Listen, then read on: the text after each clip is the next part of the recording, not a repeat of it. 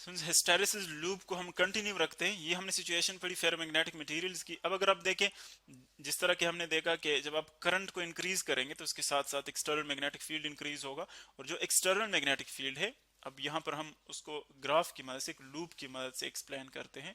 External magnetic field यानी जो solenoid का है, उसको आप एच से कंसिडर कर ले।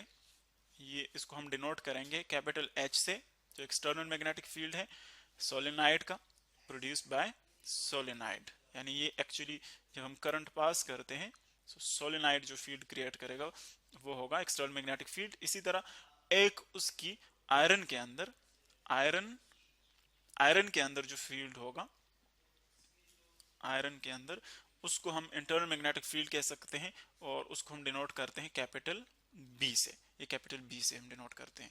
अब देखें, जब आप इन दोनों फील्ड्स का, एक्सटर्नल और उसके अंदर जो मैग्नेटाइजेशन होती है आयरन के अंदर, उनको हम किस तरह डिनोट कर सकते हैं, या पहले एक ग्राफ की मदद से हम इसको डिनोट करते हैं, रिप्रेजेंट करते हैं। ये आप वाई एक्सिस कंसिडर कर लें, वाई एक्सिस, ये आप कंसिडर कर लें एक्स एक्सिस। सो जो वाई एक्सिस है वहां पर हम लेते हैं एक्सटर्नल मैग्नेटिक फील्ड, यानी जो एच की वैल्यू है, एच जो सोलेनाइड का फील्ड है वो हम यहाँ पर लेते हैं एक्स एक्सिस पे, और जो इंटरनल मैग्नेटिक फील्ड है जो आयरन में आ जाता है, प्रोड्यूस होता है मैग्नेटाइजेशन उसकी, उसको हम बी से डिनोट करते हैं, और उसकी वेरिएशन है along Y axis.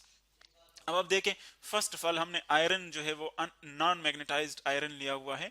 Non magnetise mean के फर्स्ट उसमें उसके अंदर जो डोमेन्स है, आप यहाँ पर देखें, आयरन के अंदर जो डोमेन्स है वो सारे रैंडम है। ये वो आयरन आप कंसिडर कर ले, तो जितने भी डोमेन्स है वो रैंडमली ओरिएंटेड है। इसका मतलब ये हुआ कि आयरन जो है वो नॉन मैग्नेटाइज है, यानी कुछ डोमेन्स इस डायरेक्शन में एक डोमेन, कुछ ये यूं, सारे जो है वो रैंडमली डायरेक्टेड है। सो हमारे पास जो आयरन होगा वो नॉन मैग्नेटाइज्ड होगा। अब इसको आप सोलेनाइड के अंदर रखते हैं, आहिस्ता आहिस्ता करंट की वैल्यू बढ़ाते हैं, तो उसके साथ साथ इसके अंदर भी अलाइनमेंट जो है वो इंक्रीज होती रहती है। सो उसको हम किस तरह शो कर सकते हैं, फर्स्ट ऑफ ऑल जब करंट जीरो होता है तो उसकी वैल्यू भी जीरो होती है, यानी आयरन जो है वो नॉन मैग्नेटाइज्ड है। उसको आप जीरो से स्टार्ट कर ले, यहाँ से ओरिजिन से हम स्टार्ट करेंगे इसको, ओरिजिन से। अब देखें, जैसे जैसे आप करंट इंक्रीज करेंगे, इसके अंदर जो आयरन के अंदर ये वाले डोमेन्स है, ये आहिस्ता आहिस्ता जैसे एक्सटर्नल फील्ड की स्ट्रेंथ बढ़ती जाएगी तो इनकी अलाइनमेंट जो है वो भी इंक्रीज होती जाएगी, यू, यानी इनके दरमियान जो रिलेशन है वो कुछ यू हम लेते हैं कि एच इंक्रीज हो रहा है तो उसके साथ साथ बी भी इंक्रीज हो रही है। लेकिन हमने देखा कि जितना आप फील्ड ज्यादा बढ़ाएंगे, वो एक पॉइंट ऐसा आएगा कि फिर लीनियर रिलेशनशिप नहीं रहेगा, क्योंकि जब सारे के सारे या ज्यादा से ज्यादा डोमेन्स अलाइन हो जाए तो फिर आपके पास कम डोमेन्स रहते हैं जो कि रैंडम होते हैं। तो इसीलिए फिर और फील्ड की वैल्यू बढ़ाना वो आपको उतनी अलाइनमेंट जो है इंक्रीज नहीं करेगी, क्योंकि अलाइनमेंट ऑलरेडी हो चुकी होती है। तो इसीलिए हम यू बढ़ाएंगे इसको। देखें, जो ग्राफ बनेगा वो कुछ इस फॉर्म में बनेगा, यू। इसका मतलब ये कि पहले एच आप इंक्रीज कर ले तो बी इंक्रीज हो रही है, आयरन की मैग्नेटाइजेशन। लेकिन जब आप और एच इंक्रीज करेंगे तो एक पॉइंट ऐसा आता है कि वहां पर पूरे के पूरे सारे के डोमेन जो है वो अलाइन हो जाते हैं, यानी ये डोमेन यू हो जाता है इस डायरेक्शन में, ये सारे। तो जब सारे के सारे डोमेन्स एक ही डायरेक्शन में आ जाए, फिर उसको हम कहते हैं सेचुरेशन पॉइंट, और उसको हम यहां पर ले लेते हैं। इसको आप लिख ले सेचुरेशन, जब सारे के सारे डोमेन जो है वो एक ही डायरेक्शन में आ जाए, अलाइन हो जाए पैरेलल, तो ये सैचुरेशन होगा। इसको आप ओ से डिनोट कर लें, जो ओरिजिन है इसको आप कंसिडर कर ले, ये ए पॉइंट है, ए के ऊपर आयरन जो है वो कंप्लीटली मैग्नेटाइज हो चुका है। अब जब हम देखें, ये तो हमने मैक्सिमम वो उसकी वैल्यू देखी कि जब सारे के सारे डोमेन्स अलाइन हो गए। अब जब आप इसको डीमैग्नेटाइज करते हैं, जब आप डीमैग्नेटाइज करते हैं तो इसका मतलब ये है कि करंट को आहिस्ता आहिस्ता फिर डिक्रीज कर ले। फर्स्ट आई को हमने क्या किया, आई को हमने इंक्रीज किया ताकि जो अलाइनमेंट है वो इंक्रीज होती जाए। फिर आई को हम क्या करते हैं, डिक्रीज करते हैं। जब आई को हम डिक्रीज करते हैं इलेक्ट्रिकल करंट को, सो मैग्नेटाइजेशन जो है उसकी सेंस भी रिवर्स हो जाएगी, यानी डोमेन्स जो है टेम्परेचर की वजह से, थर्मल जो उसकी एनर्जी है एजिटेशन की वजह से, वो अगेन डीमैग्नेटाइजेशन रैंडम सिचुएशन की तरफ आएंगे, तो कुछ यूं होंगे। लेकिन हमने देखा कि जब आप फेरोमैग्नेटिक मटेरियल का एक्सटर्नल फील्ड डिक्रीज करते हैं या वेनिश करते हैं, तो जो यहाँ पर डोमेन्स होते हैं क्योंकि वो एक दूसरे के साथ कोऑपरेट करते हैं, इसीलिए सारे के सारे डोमेन्स रैंडम नहीं आते, बल्कि कुछ डोमेन्स ऐसे होते हैं जो कि उसी तरह पैरेलल ही रह जाते हैं। इसीलिए जो रिवर्स ग्राफ होगा वो एक्चुअली इसी पाथ पर नहीं आएगा, बल्कि उसकी वैल्यू इससे ज्यादा होगी। देखिए यू आएगा, यू इसकी वैल्यू हम यू ड्रा कर सकते हैं ये। अगर आप देखें जब हम एच की वैल्यू जीरो कर दें, यानी एक्सटर्नल मैग्नेटिक फील्ड की वैल्यू जब हम जीरो कर लेते हैं, ये इसकी वैल्यू जीरो हो गई, लेकिन यहाँ पर जो इंटरनल मैग्नेटिक फील्ड है वो जीरो नहीं है, उसकी कुछ वैल्यू है। देखिए यहाँ से लेकर यहाँ तक उसकी वैल्यू जो है वो बाकी रहती है। जो वैल्यू बाकी रहती है इसका मतलब ये है कि आयरन पूरी तरह डीमैग्नेटाइज नहीं हुआ, उसका मैग्नेटाइजेशन अब भी है, इसीलिए हम कहते हैं कि यहाँ पर फील्ड बाकी रहता है और इसी वजह से इसको हम हिस्टैरिसीस कहते हैं।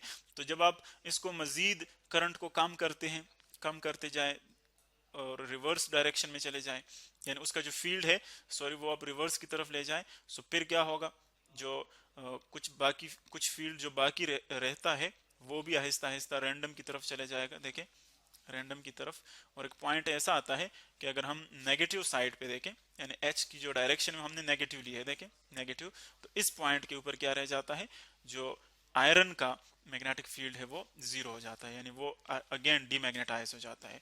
फिर आहिस्ता आहिस्ता चूंकि हमने सोलेनाइड में अब रिवर्स डायरेक्शन में हम करंट फ्लो कर रहे हैं, तो इसीलिए इसकी जो मैग्नेटाइजेशन होगी अभी वो रिवर्स डायरेक्शन में, यानी डोमेन्स जो है पहले इस डायरेक्शन में थे, अब इसकी मैग्नेटाइजेशन इस डायरेक्शन में स्टार्ट हो जाएगी यूं, यानी उसी तरह का इफेक्ट होगा, आयरन मैग्नेटाइज हो जाएगा, लेकिन इसके जो नॉर्थ और साउथ पोल्स है वो रिवर्स डायरेक्शन में आ जाएंगे। सो देखिए इस तरह होगा, और अगेन इसका जो यहाँ पर सिचुएशन है वो इसी तरह, पहले ज्यादा से ज्यादा डोमेन्स आ जाएंगे अलाइनमेंट में, लेकिन जैसे जैसे आप फील्ड इंक्रीज करेंगे तो एक पॉइंट ऐसा आएगा कि वहां पर मजीद उसमें लीनियर इंक्रीज नहीं आएगा, क्योंकि कम ही डोमेन रहते हैं जो कि मैग्नेटाइज होने हैं, और एक पॉइंट मैक्सिमम जब हम पहुंच जाए तो इसका इसी तरह सेचुरेशन पॉइंट होगा, लेकिन इन रिवर्स डायरेक्शन। इसी तरह अगेन आप इसको डीमैग्नेटाइज करना चाहते हैं, सो फिर भी उसी तरह उसी पाथ पर नहीं आता, बल्कि एक रिवर्स पाथ पर, एक दूसरे पाथ पर आता है, जो कि हम यहाँ से यानी ग्राफ को इसी तरह शो कर सकते हैं। ये हमारे पास जो लूप बनता है, आप देख रहे हैं ये एक साइक्लिक लूप मैंने बना लिया, आप फॉरवर्ड और रिवर्स डायरेक्शन में इसी तरह लूप बना सकते हैं, तो इसको हम कहते हैं hysteresis loop.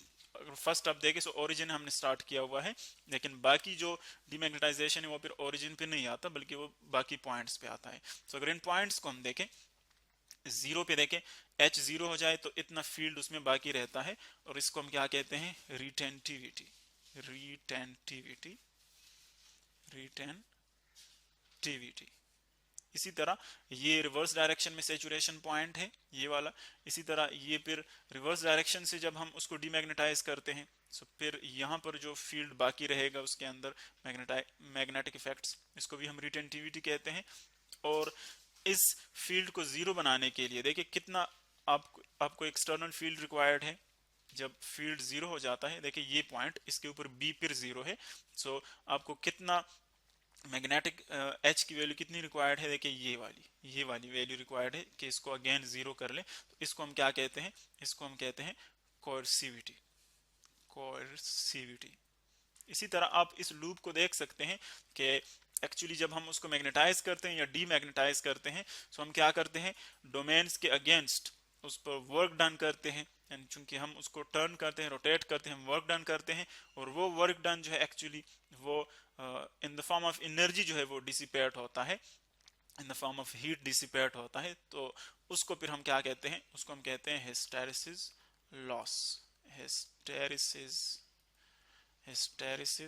Loss, hysteresis loss. जो वर्क डन हम करते हैं और वो in the form of heat, in the form of energy loss होता है, उसको हम हिस्टैरिसीस लॉस कहते हैं। तो ये स्टूडेंट्स हमारे पास वो पूरा डिस्क्रिप्शन, जिसमें हम किसी फेरोमैग्नेटिक मटेरियल को मैग्नेटाइज करते हैं और फिर उसको डीमैग्नेटाइज करते हैं, तो वो उसी तरह उसी पाथ पर नहीं आता, बल्कि उसकी कुछ जो है वो फील्ड बाकी रहती है, जिसको हमने पढ़ा with the help of hysteresis loop.